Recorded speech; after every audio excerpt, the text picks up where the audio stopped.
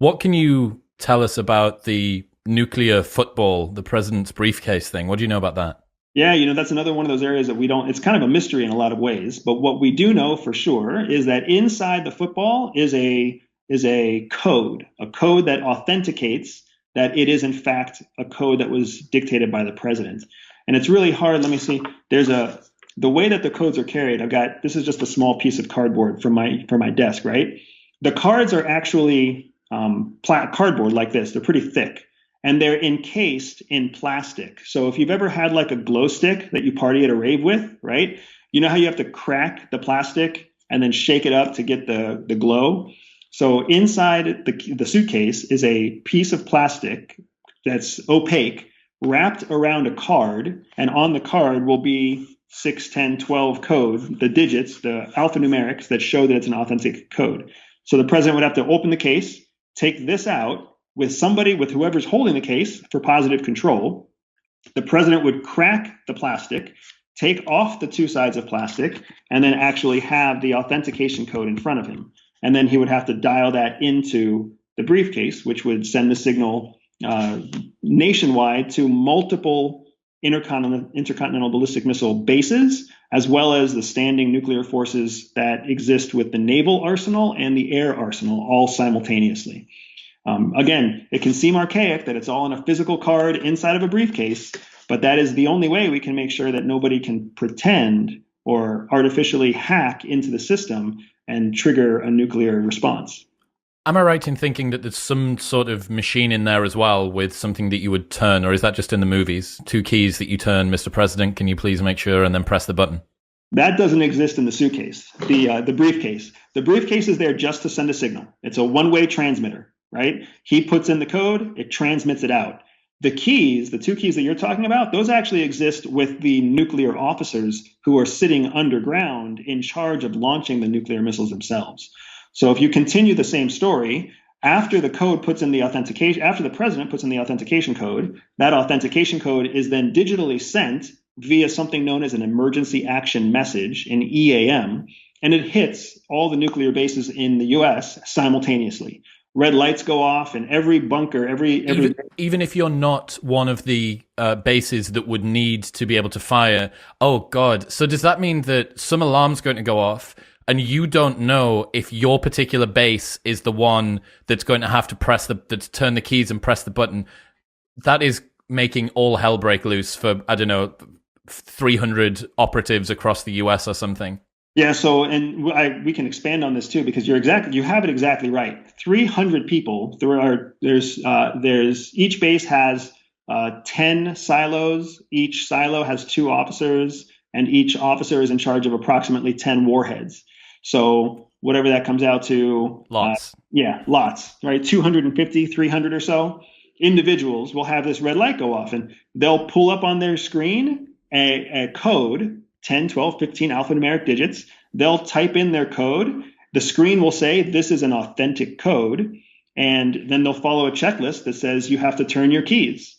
And eventually they'll go through the whole process of check, take off your key, insert it, count down 3, 2, 1. And then the person on the left will turn at the same time as the person on the right who turns. But here's the thing. Nobody knows if their missiles are the missiles who are going to launch, because the code tells the system which missiles are going to which target. The actual operators themselves have no idea. No way. So I might have my missiles might be aiming at someplace in the Middle East, and the guy, the next base over, some of his missiles are aiming at whatever, Asia. We're all turning, but the code is what tells the system which ones to actually launch. That's like a nuclear game of Russian roulette. You just don't know which one. But presumably, if you guys are on site, how close are the nukes to the guys in the bunker? Pretty far, actually. Oh, yeah. So you wouldn't hear a distant rumbling or anything like that? If you happen to be the one launching, and you happen to be launching from the closest launch bay, you might hear the rumbling. You might also hear the rumbling from somebody else who turned the key and actually had it, but their missile is closer to you than your own missile. I understand. Yes. Yeah. That would be the foolproof way of turning the key. Is it me? Yeah. No, it's not. I don't need to worry. It's not me. Yeah, it's interesting. So the reason we do it that way in the United States, to get exactly to your point, and I know you're kind of joking about it, but the seriousness is we don't know. The last thing you want is to have a conscientious objector at the moment where you need to launch a nuclear weapon. So the way that they kind of keep the human safety element, instead of making it something that could be hacked, the way they keep the element of having it be human based, but prevent against the conscientious objector, is they make it so that everybody has to turn, every time. And then the system determines whether or not who the target is. Now, to further add to that chaos, we get those emergency action messages about every 45 minutes. So they're not like on a shift of 8 or 12 hours.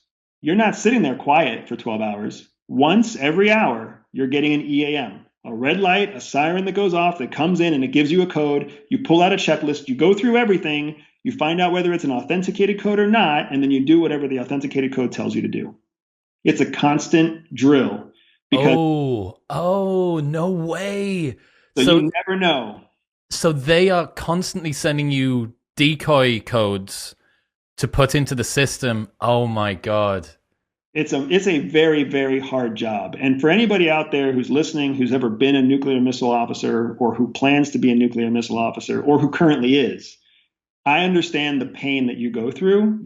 The world doesn't know that their pain, but I understand their pain and I appreciate their pain. And the whole world does too. We just don't know it yet. There was that story I learned about the Russian operative who decided not to turn his key, even though he'd had the instructions passed down. And I suppose that's the conscientious objector situation you were talking about. Yeah, it's funny. There's a significant difference between how the United States structures their nuclear professionals and how Russia structures their nuclear professionals. So in the United States, we don't really have a say. Here's the other thing that's kind of crazy, right? If you're in one silo with your partner, Chris, and I'm in a different silo with my partner, if me and my partner like high five each other and we're saying, nope, we're not turning any keys. We're done. We're not playing this game. It doesn't matter. If you turn your keys, our missiles will still launch because the system controls everything. It's just looking for one authenticated pair out of the hundreds of pairs that are out there.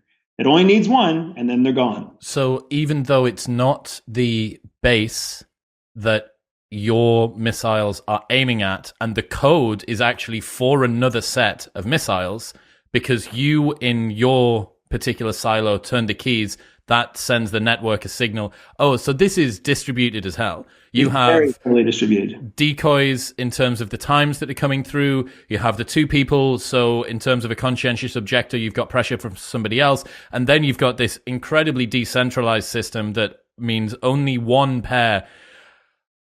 Dude, that is wild. And in Russia, they don't have any of that. In Russia, so it's partly because in the US, your junior officers are the ones in charge of missile silos. Like these are guys 22 years old, 23 years old. It's their first job in the military, and they're carrying a nuclear key around their neck after going through 3 months of school on when to turn the key, right? It's amazing.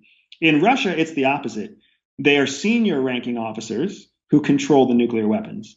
So in Russia, they have actual command and control of their specific warhead. So if Putin says launch and the person in charge of the missile is a conscientious objector, he won't launch. He can go to jail or he can do whatever, but he has the right not to press the button, not to turn the key, and nobody can turn the key for him, right? It's a completely different model than ours, junior officer versus senior officer. There's no space for conscientious objectors on one side. There's space for dissent on the other side. And part of it's due to modern technology and everything else, but it's a very different world on the other side of the pond. If you like this short clip, make sure you click here to see the next clip or here to see the full podcast episode.